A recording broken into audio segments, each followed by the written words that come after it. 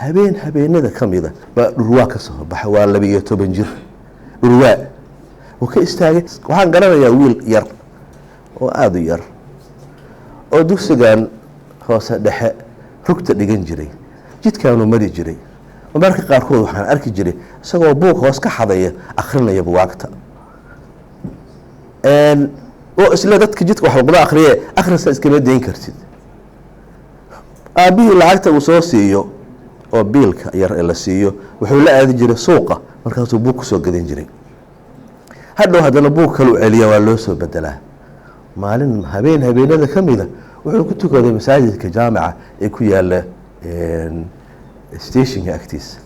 wuxuu dhageysanay sheekho quraan akhrinaya af Soomaali qurux badan war qalbiga taabanaya maanka buuxinaya aad u dhageysto war quraanka Ilaahay masaan u macaanaa